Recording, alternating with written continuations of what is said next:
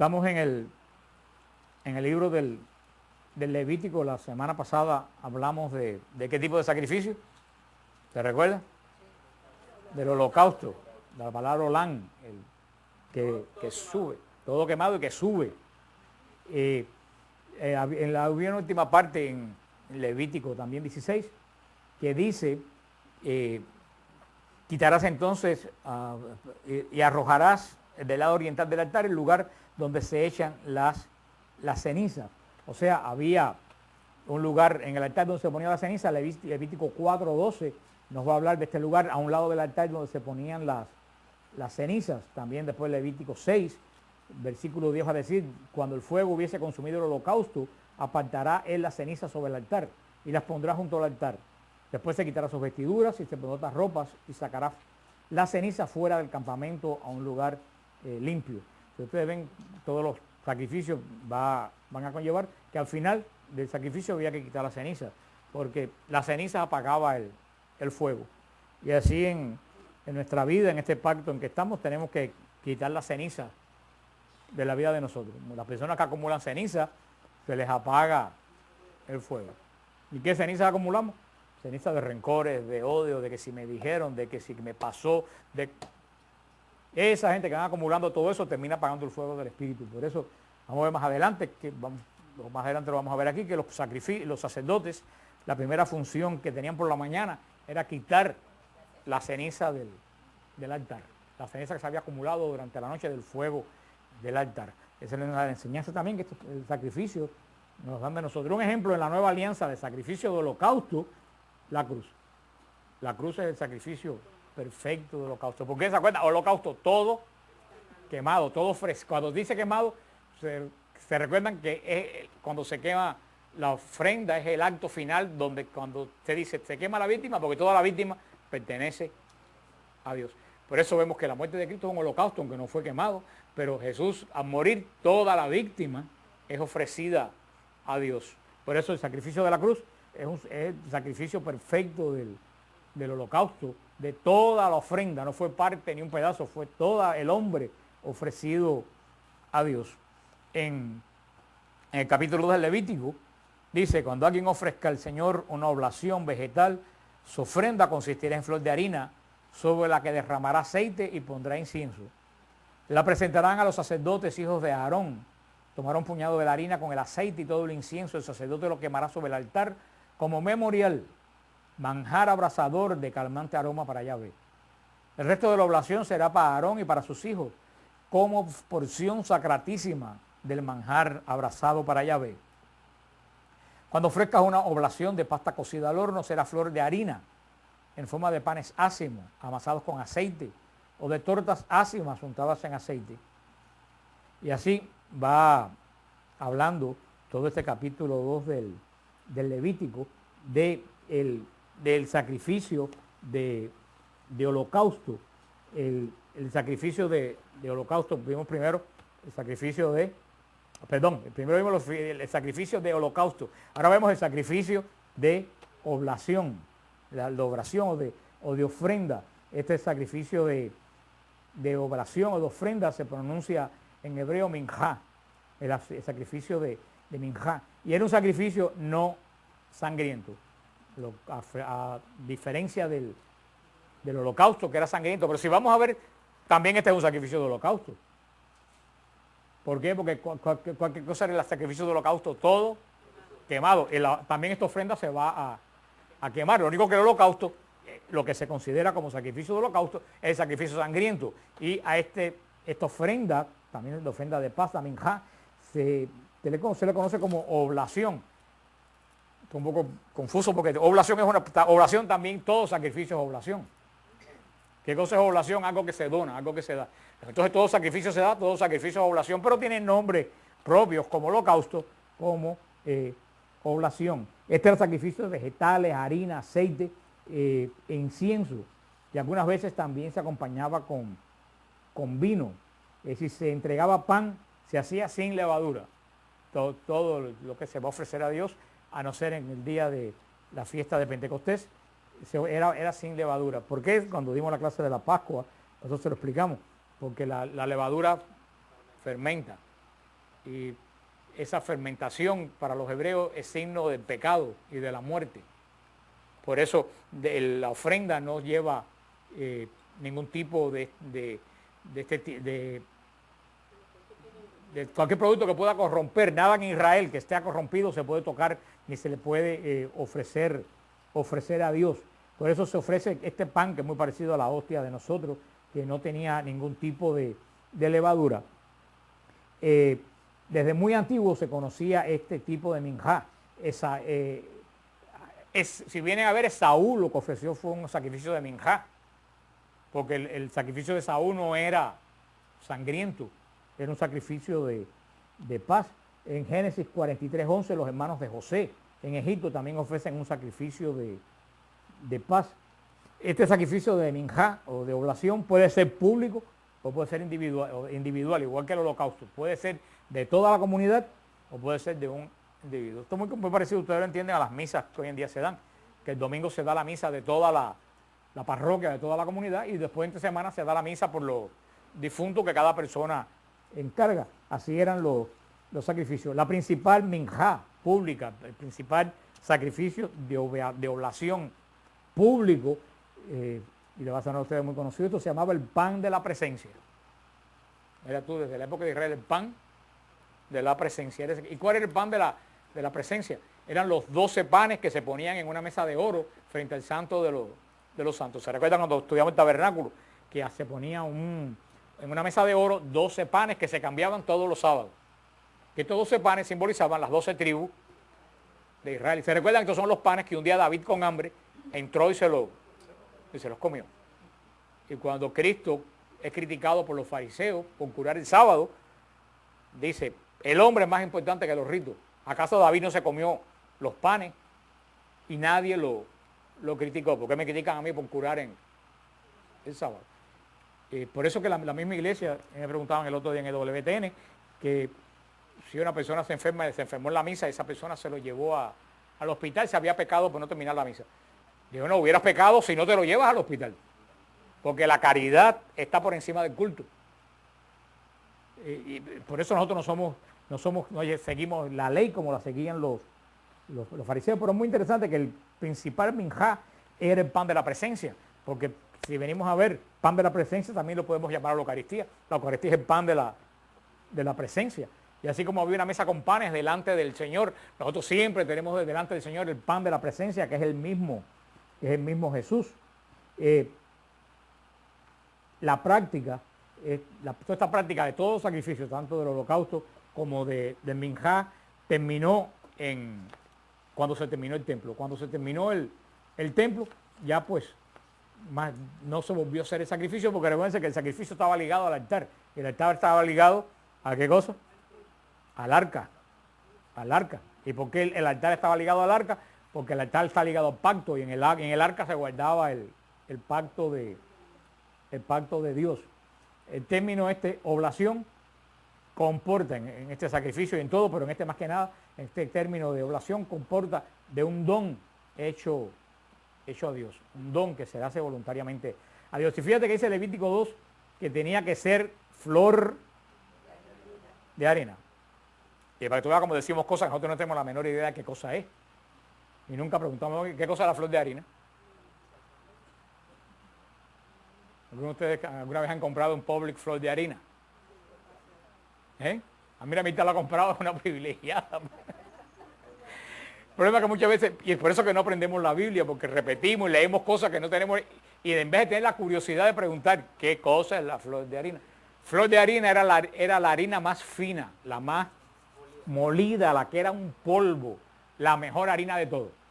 Por eso que Dios era la harina más fina de todas las harinas. Por eso que el Señor siempre pide para Él lo mejor. Cuando pide el oro del culto, del arca, de los vasos, ¿qué pide? El oro puro. Cuando pide el lino, cuando pide las piedras preciosas más hermosas para su culto. Ahora cuando pide los corderos, cuando pide el holocausto, los animales tienen que ser holocaustos sin defecto. Y ahora cuando se ofrece la harina, tiene que ser harina pura. La harina mejor que existe. Por eso es que Dios pide siempre para Él lo mejor. Y es lo que nos debe dar. Por eso lo vemos repetir, vienen los fariseos, los hipócritas de siempre. Ay, ¿por qué la Iglesia Católica tiene tanta riqueza? El culto tiene que ser pobre. El culto no tiene que ser pobre, es una estupidez y no es espiritual quien diga eso. No, porque Jesús fue pobre. Jesús fue pobre por culpa tuya 3 años. Vaya, por culpa de todos nosotros en la vida mesiánica, pero Jesús fue pobre 3 años, porque yo no creo que durante la vida de Nazaret Jesús haya sido tan pobre, porque José era carpintero y los carpinteros no tenían mala situación en Israel. Jesús fue pobre los 3 años, pero a los 3 años de pobreza de Jesús, ¿qué se opone? La eternidad como Señor de señores y Rey de reyes. Por eso lo que se le da al Señor en el culto tiene que ser lo mejor de lo mejor. Él mismo lo pidió en el libro del Éxodo. Yo no he oído a ningún protestante criticar a Moisés, porque Moisés mandó a hacer todos los cultos, todos los vasos del culto de oro puro y las vestiduras sacerdotales con piedras preciosas. Nadie critica a Moisés, sin embargo siempre andan los fariseos por ahí criticando a la Iglesia Católica. Exacto. Por eso que a mi hermana se lo dijo una vez a alguien que le decía la riqueza de la Iglesia Católica, y mi hermana se lo ha dicho montones de veces, mi hermana le dijo, la riqueza de la Iglesia Católica se ve porque está en los altares, la de tu iglesia no se ve porque está en la cuenta de banco de tu pastor. Y a mí no que se me olvida, uno de los viajes que yo hice a predicar a Puerto Rico, a Río Piedra, y estuve predicando ahí, Francisco de Ovil, el hermano que me invitó, me dijo, te voy a enseñar algo, y me llevó, y había como esos locales que han sido tiendas, que tienen escaparates de cristal, pero que ya los abandonaron. Pero una cosa chiquita con 2 escaparates de cristal, pero cuando tú miras para adentro hay una pila de sillas de maderas viejas con un atril, que es de lujo, al lado de aquel atril, un atril de palo con un trapo desteñido atrás, y esa era una iglesia protestante. Pero tú sabes que había frente a la iglesia un Mercedes-Benz plateado del año, que según me dijo Francisco, iba a valer más de $40,000. Así que una iglesia cayéndose, yo le pedí a Francisco que le tirara una foto, y el pastor llamó a la policía y se llevaron preso al pobre Francisco. Sí, pero nosotros somos los únicos respetuosos, ellos no se andan con cuentos. Le dije, tú estás en la vía pública, tú le tiras fotos que a ti te dé la gana. Pero sí, y algo se imaginaría él, estaba pendiente cuando llamó, porque si alguien le tira foto a mi carro, yo no llamo, ni me fijo yo que alguien le tiró foto a mi carro, pero esa es la gran hipocresía de ellos, que critican a la Iglesia Católica porque tiene las cosas como Dios se las pidió a Moisés. Sin embargo, ellos, mira a ver las casas que tienen y los carros, o su esposa, como la señora esa de TVN, que parece un ícono, cargada, ustedes saben, la del pelo rosado, cargada de joyas y de cosas, o de Benny Hinn con el reloj de $70,000, que dice que si Dios se lo dio, ¿por qué no lo va a usar? Para mí sí, pero para las cosas, para Dios tiene que ser pobre. Esa es la gran hipocresía que el Señor, que usó David, se hizo el palacio de él y después dijo, voy a hacer la casa del Señor. Y el Señor dijo, no, yo no quiero que tú me hagas casa, si yo quiero casa la hago yo. ¿Por qué? Porque primero David pensó en él y después pensó en las cosas de Dios. De Levítico 2:10 nos habla de este sacrificio de oblación que los sacerdotes comían de esta ofrenda. Si vemos que el sacrificio de Cristo en la cruz, ¿qué tipo de sacrificio es? Holocausto. Pero también la Eucaristía es el sacrificio de Cristo en la cruz. Entonces también la Eucaristía en cierta forma es holocausto, pero también la Eucaristía es oblación, porque es ofrenda de paz, ofrenda de pan sin levadura, como dice el Levítico. Los elementos de la ofrenda de Minjá, todos nos hablan de la santidad de Dios, porque ¿qué llevaba? Aceite. ¿Y de qué cosa es el aceite? Símbolo del Espíritu Santo. Llevaba incienso. ¿Qué cosa es el incienso? Signo de la alabanza del pueblo de Dios. O sea que vemos que todo esto llevaba sal. Y Cristo lo va a decir, ustedes son la sal de la tierra. Ustedes también son la sal de la tierra. Y era vino. También era vino, símbolo de la Eucaristía, del alimento también que conforta, que alegra, símbolo de la fiesta. Y la palabra minjá está en el 2.1, cuando alguien ofrezca. O sea, eso es lo que quiere decir oblación. Minjá. Oblación quiere decir ofrecimiento. Ofrecimiento. Algo que se le da a Dios. ¿Y qué le ofrecía a Dios a Israel? Para la comida más importante del pueblo. ¿Cuál era la comida más importante del pueblo? El pan. Pan es así que aunque tú no tengas que comer carne o arroz o garbanzo, qué sé yo, que es lo que dicen, le falta el pan. O sea, porque el pan es el símbolo de la comida universal, porque ese es el símbolo de la comida del corazón de Israel, por eso a Dios se le ofrece la comida principal del pueblo.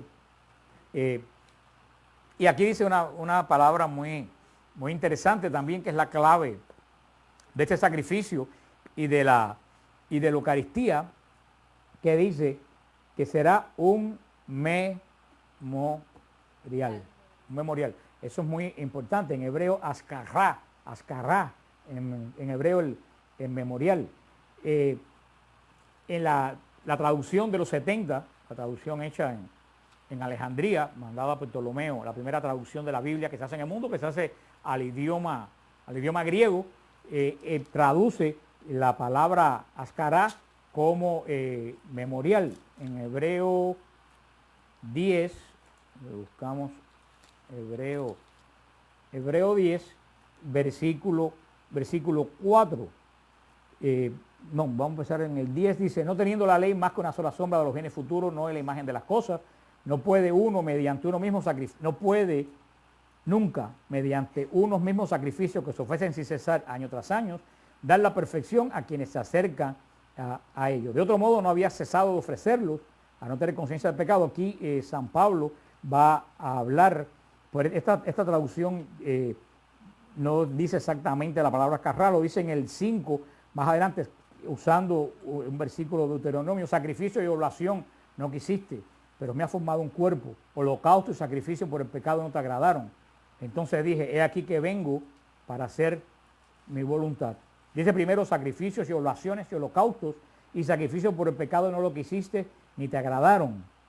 Entonces añade, he aquí lo que hablamos la semana, aunque usa la misma palabra holocausto, ascará, vimos lo que vimos la semana pasada, que el sacrificio externo sin un movimiento del ser interno no tiene ningún sentido. Pero esta palabra ascará, que traducimos como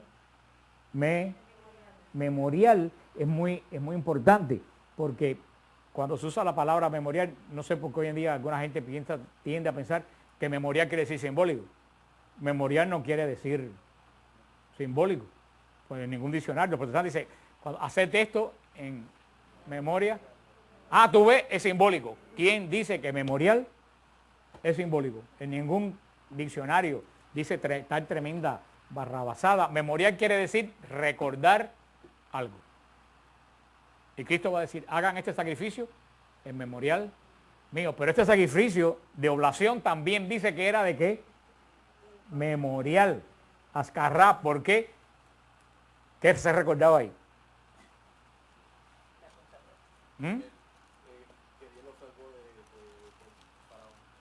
No, está muy bíblico usted. Ahí lo que se recordaba es que Dios, todo el sacrificio está ligado a una palabra. ¿A qué palabra está ligado todo sacrificio? Y sin esa palabra no hay nada. Pacto. Sacrificio, pacto. Si tú no lees sacrificio, pacto, no entiendes nada. Sin pacto, no hay sacrificio. Y sin sacrificio, no hay pacto. El memorial es para que Dios siempre se acuerde que tiene un pacto con nosotros. Por eso se ofrecía este sacrificio memorial. No es para acordarme yo, porque una gente piensa que es para acordarme yo. No es para acordarme yo, es para que Dios se acuerde, es un sacrificio de presencia. Por eso dice, haced esto en memorial mío. Quiere decir, cada vez que hacemos la Eucaristía, yo no recuerdo el pacto. Cuando hacemos la Eucaristía, le recordamos a Dios que tiene un pacto hecho con nosotros a través de Jesucristo, que después en el Evangelio se va a traducir como la palabra anánesis en griego, que quiere decir eso mismo, recordación memorial. Pero por eso este sacrificio de oblación, que está muy ligado a la Eucaristía, porque es un sacrificio que implica pan y vino. Y es un sacrificio de presencia delante de Dios. Y es un sacrificio para que Dios se acuerde que tiene un pacto con nosotros. Todo eso liga tremendamente el sacrificio de oblación o el minjá a la Eucaristía. Minjá. Una parte el sacrificio, vimos, se reserva para los mismos sacerdotes. Y dice que esta ofrenda es santísima, tan santísima que eran los sacerdotes quienes debían comer de esta ofrenda ofrecida a Dios. Y dicen en el 2.13 que toda la ofrenda tiene que ser sazonada con sal. Como la levadura y la miel se prohíben, también la miel está prohibida. ¿Por qué la miel está prohibida? Porque se fermenta, igual que la levadura, se corrompe. Por eso Cristo decía que somos sal de la tierra. ¿Por qué somos sal de la tierra? Porque la sal preserva de la corrupción. Cuando algo se sale para que no se corrompa. Por eso dice, nosotros los cristianos tenemos que ser sal de la tierra. Tenemos que ser lo opuesto de la levadura que corrompe o de la miel que se fermenta, que es imagen, que no es imagen de Dios. Por eso este sacrificio, a la sal, esta que se echaba en los sacrificios, se llamaba la sal del pacto. Se llamaba la sal que se le echaba a los sacrificios. Porque lo que hacía que Israel no se pudriera y cayera en paganismo es el pacto que Dios tiene con él. Y lo dice en 2 de Crónicas 13:5. ¿No saben ustedes que el Señor Dios de Israel dio reino a David para siempre? A él y a sus hijos bajo pacto de sal. En 2 de Crónicas 13:5. Por eso es tan importante esta ofrenda también de oblación. Tenemos también otros, en el capítulo 3, otro tipo de sacrificio. Vimos ya el sacrificio de holocausto, el sacrificio de oblación. Y ahora y esto es muy importante, en el 3 también es el sacrificio de comunión. 3.1. Dice, si su ofrenda es un sacrificio de comunión, si lo que ofrece es vacuno, macho o hembra, ofrecerá ante el Señor una res sin defecto. Impondrá su mano sobre la cabeza de la ofrenda y le inmolará a la entrada de la tienda del encuentro. Luego los sacerdotes, hijos de Aarón, derramarán la sangre alrededor del altar. Él ofrecerá parte del sacrificio de comunión como manjar abrasado para Yahvé, la grasa que cubre las entrañas y todo lo que hay sobre las mismas. Los 2 riñones con la grasa adherida a ellos y a los lomos y el lóbulo del hígado lo pondrás aparte junto con los riñones. Los hijos de Aarón lo quemarán sobre el altar encima del holocausto, colocado sobre la leña que se echaba al fuego. Será un manjar abrasado de calmante aroma para el Señor. Si tu ofrenda de sacrificio de comunión para el Señor es de ganado menor, macho o hembra, ofrecerás una res sin defecto. Si ofrece como ofrenda un cordero, lo presentarás ante el Señor, y pondrá su mano sobre la cabeza de la ofrenda y le inmolará delante de la tienda del encuentro. Los hijos de Aarón derramarán la sangre sobre y alrededor del altar. Vemos, sigue diciendo todas estas cosas. Dice en el versículo 17 al final, esta es una ley perpetua, de generación en generación. Donde quiera que habiten, no comerán nada de grasa ni de la sangre del sacrificio. O sea, esto es muy importante porque este es el único sacrificio de comunión que dice que es para siempre, que es perpetuo, el sacrificio de comunión. El sacrificio también de comunión se llamaba sacrificio pacífico. ¿Cuál era la característica del sacrificio de comunión? Que es diferente de todos los demás sacrificios. Que en el sacrificio de comunión, una parte de la ofrenda se quemaba a Dios, pero una parte de la ofrenda la comía el sacerdote y la otra parte de la ofrenda la comía quien ofrecía el sacrificio. Es el único sacrificio donde el oferente come del sacrificio que se consagró primero haciéndolo santo, porque recuérdense, cada vez que se sacrifica el animal, ya eso es de Dios. Nos hemos dicho un montón de veces que desde que el templo se derrumbó ellos no pueden hacer sacrificio, porque el altar está ligado ¿a qué? Al arca, y el arca está ligada al pacto, o sea que sin arca no puede haber pacto ni sacrificio. Por eso que eso se acabó cuando el templo se derrumbó, más nunca los judíos han tenido sacrificio ni lo pueden tener. Este banquete acuérdate que la ofrenda cuando ya se mataba, se consumaba el sacrificio. Luego entonces el sacrificio que ya estaba consumado para Dios, una parte era comido por el sacerdote y otra, pero por eso se llama de común unión. ¿Se recuerdan que el primer sacrificio era el de holocausto? ¿Para qué era el sacrificio de holocausto? Para perdonar los pecados. El sacrificio de holocausto era para perdonar los pecados. No, era para restaurar la relación dañada con Dios. ¿Se acuerdan? El sacrificio de holocausto es para reparar. El sacrificio de pecado va a ser otro sacrificio. El sacrificio de holocausto es para reparar mi relación con Dios. Pero entonces no puede haber sacrificio de comunión si primero tu relación no está restaurada con Dios. Y esto es muy interesante. Primero, que es una ley eterna. Y segundo, que es un banquete. Que es un banquete donde se come, ¿qué cosa? La mismísima ofrenda. ¿Quiénes la comen? El sacerdote y el oferente. Ustedes dirán muchas veces, bueno, ¿por qué dice que se queme aparte el lóbulo del hígado, los riñones? ¿Por qué? Porque, créanlo, no es la parte más sabrosa para los israelitas del animal. Por eso dice, esa parte ustedes no se la van a comer. Como es la más sabrosa, se la van a dar a Dios. A Dios no le damos lo que nosotros no queremos. Y eso lo venimos diciendo desde el principio del sacrificio. A Dios se le da lo mejor que tú tienes y que tú posees. El culto, todo el culto de Israel refleja la necesidad de entrar en comunión con Dios. Y eso se refleja en todo este sacrificio de paz, en todo este sacrificio pacífico, que aunque es sangriento, se llama sacrificio pacífico. Solamente comiéndola, el oferente es admitido a la mesa de Dios. Por eso que se llama sacrificio de comunión, aunque en el Antiguo Testamento era comida tomada delante de Dios. Este sacrificio de comunión era una ofrenda voluntaria. Y esto no se hacía, el sacrificio de comunión no se hacía para apaciguar a Dios, como se puede entender como sacrificio pacífico. El sacrificio de comunión se hacía para expresar gratitud. Fíjate, sacrificio que es perpetuo, sacrificio que se come, la ofrenda y sacrificio de acción de gracia. Fíjate, estas tres características son características ¿de qué? De la Eucaristía. El sacrificio de comunión es el que es llamado acción de gracia. Y dijimos la semana pasada que los rabinos hasta el día de hoy dicen en Israel, y por eso que lo dicen, que todos los sacrificios se van a acabar cuando venga el Mesías, menos este sacrificio. ¿Por qué? Porque es perpetuo. El sacrificio que, ¿se acuerdan que le dije que hoy en día en Israel este sacrificio lo llaman el sacrificio de Todá? Todá, y Todá en hebreo es gracia. Todá Rabá es muchas gracias. Todá es gracia. O sea, que es el sacrificio de acción de gracia. ¿Qué quiere decir Eucaristía? Acción de gracias.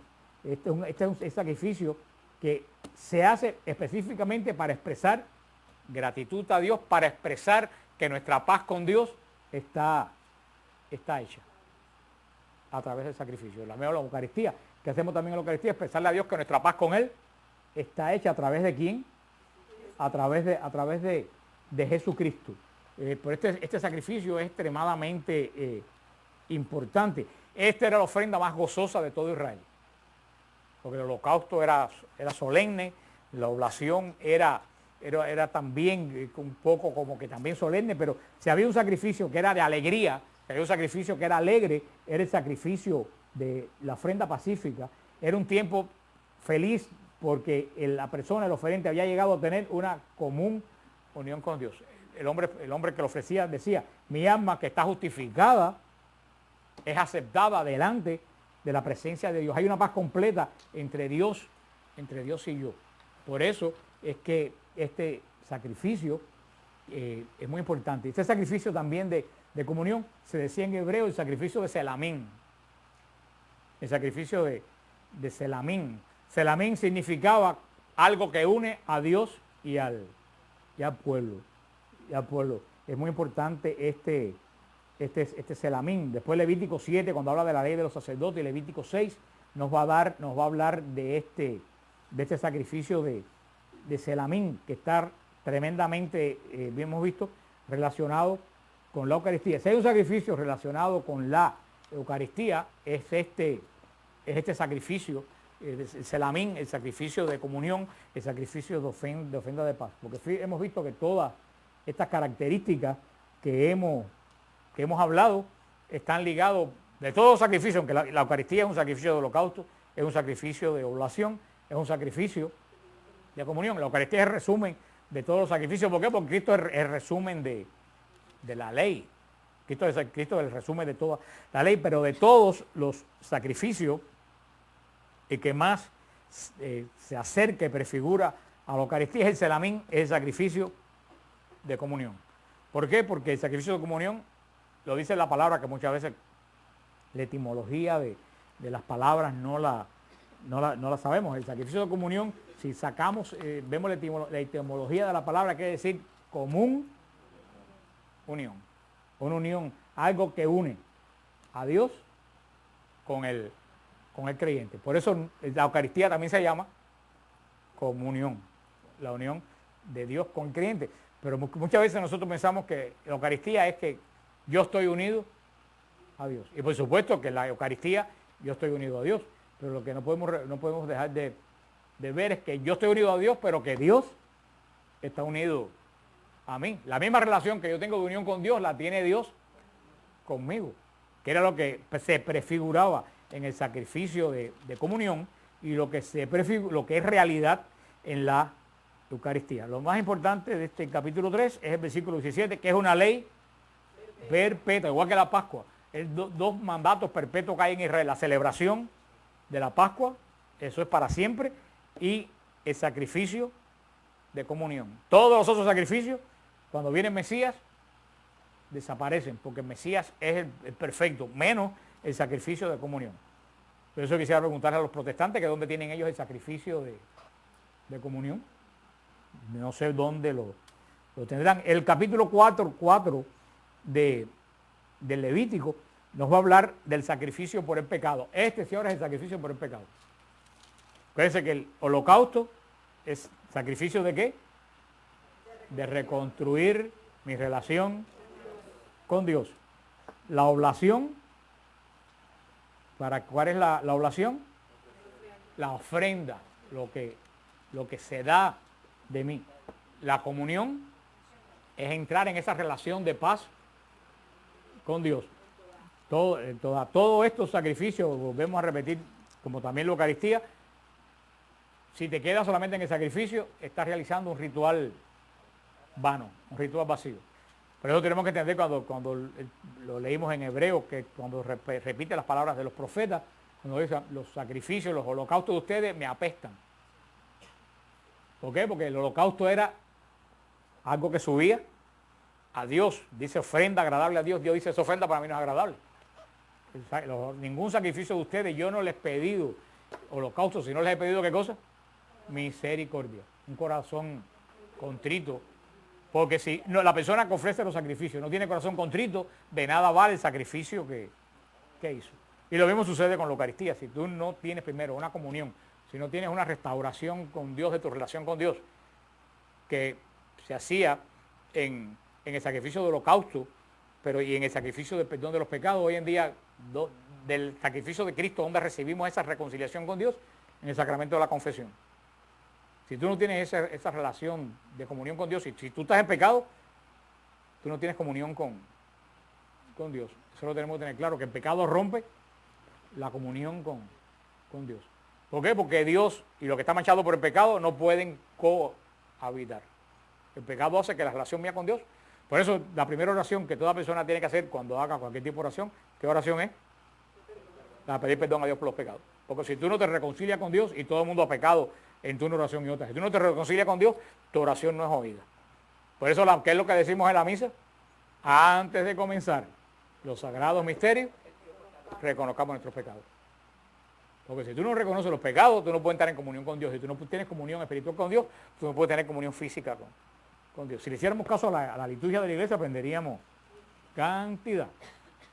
La iglesia, antes de alabar, ¿cuándo se alaba en la misa? En el Gloria. Antes de alabar, primero se pide perdón por los pecados. Dice, Señor, te rezamos, yo confieso ante Dios Todopoderoso, pedimos, Señor, ten piedad de nosotros, Cristo, ten piedad de nosotros. Y ya después que hemos reconocido nuestros pecados, y el sacerdote lo dice, el Señor tenga misericordia de ustedes, perdone sus pecados, nuestros pecados, porque eso incluye y nos lleve a la vida eterna.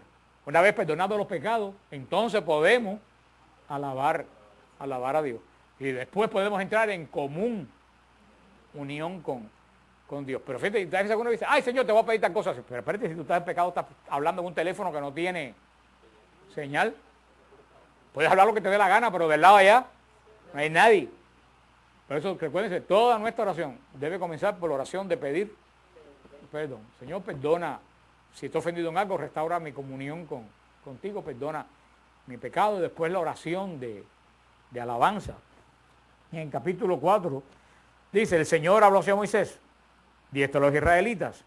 Si alguien peca por inadvertencia contra cualquiera de las prohibiciones ordenadas por Yahvé y comete una de esas acciones prohibidas, y ahora va a especificar los tipos de sacrificios que se hacen por cada tipo de persona. Fíjate qué interesante, el primer sacrificio que el Levítico va a decir que se ofrece es por el sumo sacerdote. El segundo tipo de sacrificio por el pecado que se va a ofrecer es por la casa de Israel, por el pueblo de Dios que tiene, ¿qué cosa? Un pacto con Dios.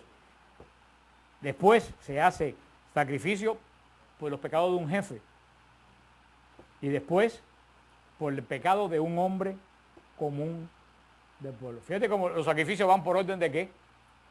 De responsabilidad. Porque mientras más responsabilidad tiene la persona, más posibilidades tiene de ofender y pecar.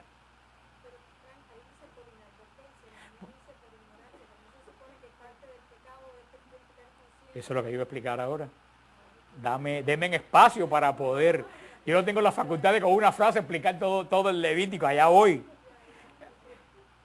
Y ahí es donde tenemos que entrar lo que yo le he estado diciendo a ustedes todos estos días. Tú no puedes leer la Biblia con mentalidad del siglo XXI. Tú no puedes leer la Biblia en el nuevo pacto. Tú tienes que leer la Biblia con la mentalidad judía.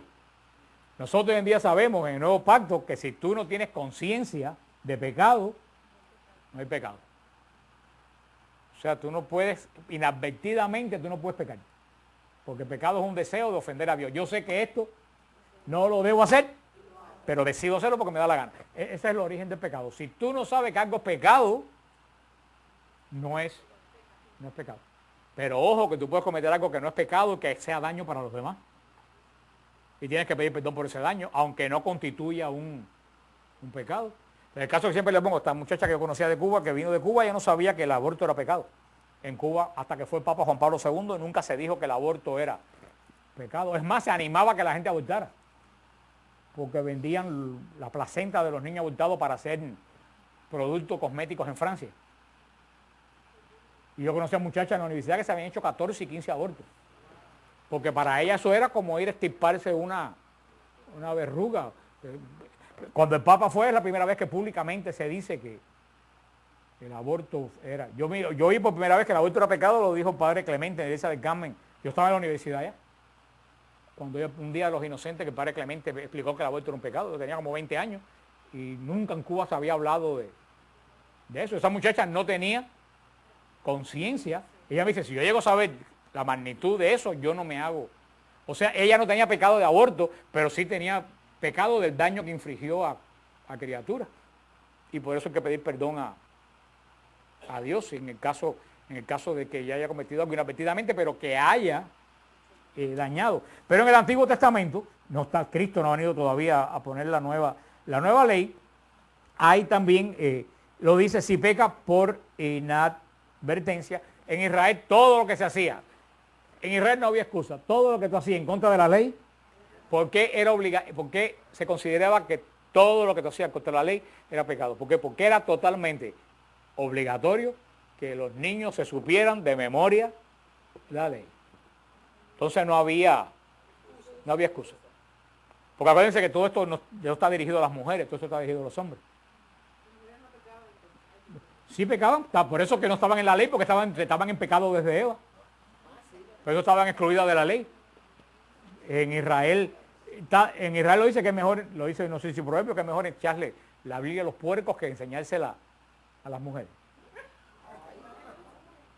Y los rabinos en Israel, las mujeres de los rabinos, las mujeres de las ortodoxas, no tienen la menor idea de lo que dice la ley, porque no la estudian. Porque acuérdense que la mentalidad de la época era que por la mujer entró el pecado. La mujer se salvó por María, porque María fueron vuelta al plan de Dios. En la Virgen María, que es mujer perfecta. Pero antes de la Biblia, por eso, esta es la forma que nosotros entendemos la Biblia. Porque ¿por qué dice que será ofrecida por los hombres? Que sacrificio que es ofrecido por los hombres. Y le quieren agregar por los hombres y las mujeres. No, Cristo no dijo por los hombres y las mujeres. Cristo dijo por los hombres, porque la mentalidad judía era que en la ley estaban los hombres. Tú no puedes agregar a la palabra de Dios lo que no está, que es lo que los liberales quieren hacer, agregarle a la palabra de Dios cosas que no están.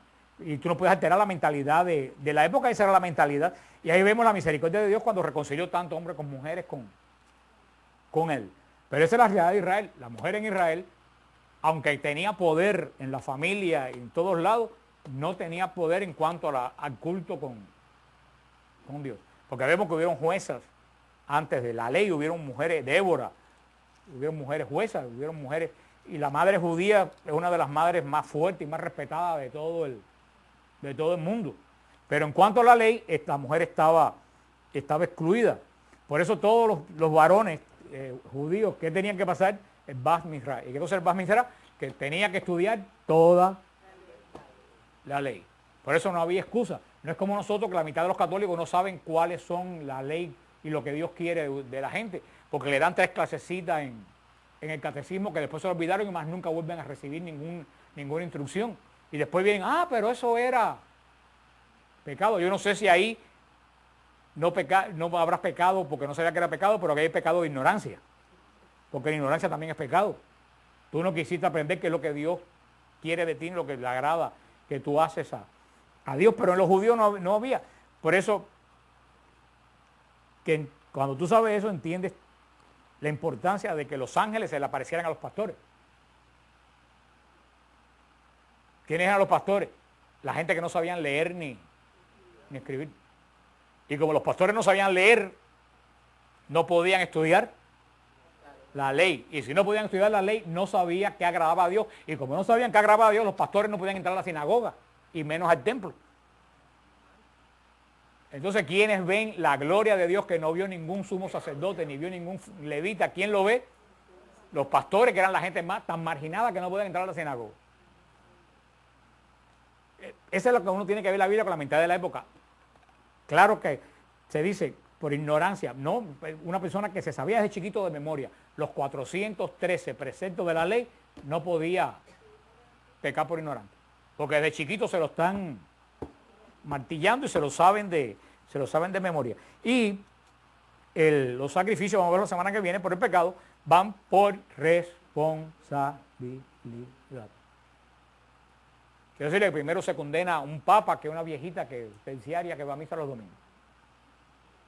Porque mientras más responsabilidad tú tienes, más posibilidades tienes tú de ofender a Dios de una forma o de otra. Por eso hay que orar por los sacerdotes para que no den escándalo, porque un escándalo que dan ustedes no es tan grave como un escándalo que da un sacerdote.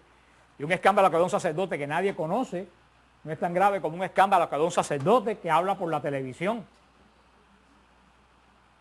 Y no es lo mismo el escándalo que puedan dar ustedes que el que pueda dar yo. Que más gente me conoce y que tengo responsabilidad sobre ustedes espiritual. Yo le decía el otro día a una persona, lo que sucede es que nosotros movemos mucho la lengua para chismear de los sacerdotes, pero no movemos la lengua para orar por los sacerdotes. Y ahí es donde está el problema. Cuando alguien me escribe, ¿tú viste lo que hizo el padre aquel? Yo digo, tú oras por el padre aquel, no me vengas con chisme, que tú eres culpable de lo que hizo. Porque el demonio ataca a los sacerdotes, ¿y quién los defiende con el escudo espiritual? Nadie. Poca gente ora por los sacerdotes. Y hay que orar por los sacerdotes, porque si hay alguien que esté en primera fila de batalla, son los sacerdotes. Y son los obispos, más que nada es el papa, porque por eso que este papa lo tienen loco. Todo lo que dice este papa lo malinterpretan. No importa lo claro que habla el papa, los medios de comunicación le dan la vuelta y lo malinterpretan. Totalmente. Porque quieren dar el escándalo. Y el escándalo es el pecado, uno de los pecados más graves. Por eso, ¿quién es el primero que se ofrecía sacrificio en todo Israel? El sumo sacerdote. Ese tenía la primera responsabilidad en todo Israel, porque era el que representaba a todo Israel, al pueblo, a los jefes, los representaba delante de Dios. Y por eso había que ofrecer, por eso lo dice San Pablo en Hebreos 9, el sumo sacerdote que tenemos nosotros es más perfecto que el de Israel, porque por el de Israel había que ofrecer sacrificio, por el de nosotros no. El sumo sacerdote continuamente estaba ofreciendo sacrificio, porque continuamente el sumo sacerdote estaba pecando. ¿De quién era la primera responsabilidad de pecado? ¿De quién era? El sumo sacerdote. ¿De quién era la segunda responsabilidad de pecado? De la casa de Israel. Cuando se dice la casa de Israel, es el pueblo de Israel. La casa de Israel era el segundo en pecado, porque la casa de Israel tenía un pacto colectivo con Dios que se selló con sangre en el Sinaí. El tercero en responsabilidad de pecado, alguien que tenía responsabilidad. un jefe. Los jefes de la sinagoga y por último, quienes tenían el pueblo, las personas del pueblo que cometían pecado. Eso vamos a verlo, el sacrificio por el pecado. Que ¿cuál es el sacrificio por el pecado por excelencia? El de Yom Kippur, el sacrificio de la expiación, cuando se ofrecía el sacrificio individual por los pecados de cada uno. Pero el sacrificio de Yom Kippur era el sacrificio por toda la casa de Israel. El Yom Kippur es la expiación del pecado por excelencia, porque se pedía por todos los, por el sumo sacerdote, por la casa de Israel, por los jefes, por el simple pueblo. Pero la gran diferencia entre el sacrificio del pecado y lo que hemos visto hasta ahora, hemos visto 3 sacrificios. ¿Cuáles? Holocausto, oblación y comunión.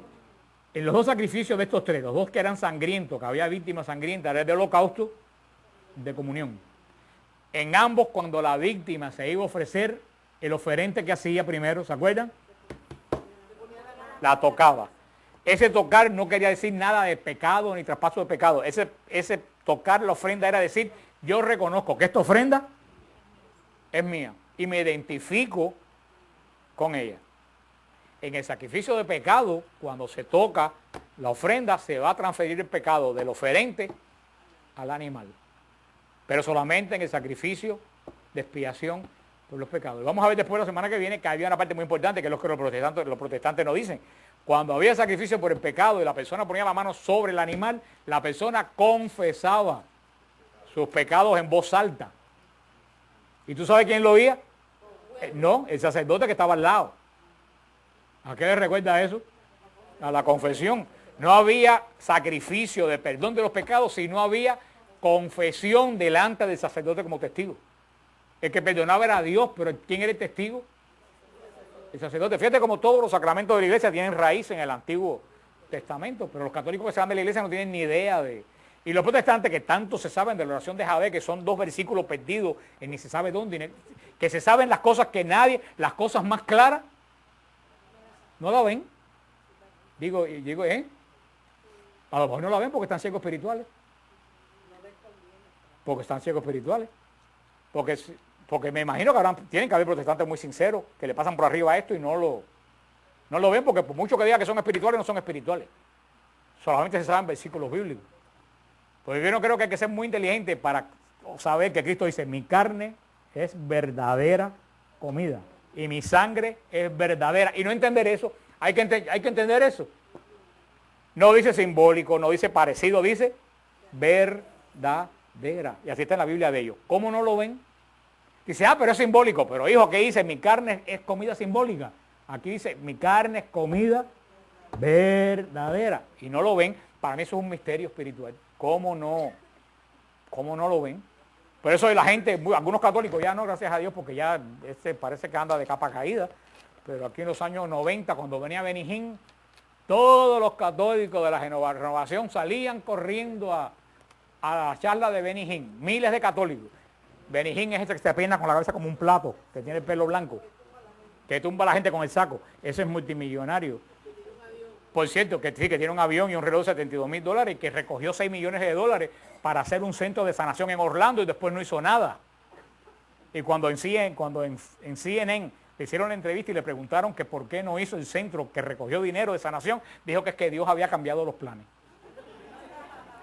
Pero eso se quedó ahí. Si es un obispo católico que reúne 6 millones y después no hace lo que dijo, todavía después de 15 años estuvieran sacando el chisme ese. Pero como es un protestante, ahí se quedó. Dios te cambió los planes. Está bien. Pero cuando yo decía a los católicos, ¿qué me puede enseñar a mí Benny Hinn? Cuando él no entiende, mi carne es comida verdadera. Y yo a los 7 años lo entendí, cuando hice la primera comunión. ¿Qué tengo yo que ir a oír un hombre que me explique el evangelio cuando él no entiende lo más sencillo, lo más claro de todo el evangelio? Pero hay mucha monería dentro de la iglesia cubana, me metí en la iglesia cubana yo aquí, porque estaba pensando en otra cosa que iba a decir, pero que a la larga no la voy a decir. Y van a ver los cantantes protestantes y después los cantantes católicos, que es muy bueno, se mueren de hambre porque ninguno de ustedes le compra los discos. Así es como, desafortunadamente, y le dan dinero a los cantantes protestantes que después lo van a usar para atacar a la iglesia católica. Así como anda la iglesia católica, de desubicada, anda la iglesia católica, porque si en los protestantes hay gente que no son espirituales, la iglesia católica está llena de gente vana, que en la cabeza lo que tienen es puro aire. Y lo estamos viendo en todas las cosas que estamos viendo. Gracias a Dios que el Señor está levantando un pueblo, pero yo no soy nadie para decir al Señor cómo lo haga, pero creo que es un poco lento, ¿no? Pero bueno, seguimos la semana que viene con los sacrificios perdón de los pecados, que es el último de los grandes sacrificios. Para entonces después Levítico va a explicar. Ahora hemos visto el sacrificio desde el punto de vista del que lo ofrece. Del 7 en adelante Levítico va a explicar el sacrificio desde el punto de vista del sacerdote. Cómo el sacerdote tiene que llevar. Ahora hemos visto lo que hace para ofrecer el sacrificio. Del 7 en adelante va a explicar lo mismo, pero diciéndole al sacerdote qué actitud tiene que tomar delante de cada tipo de sacrificio.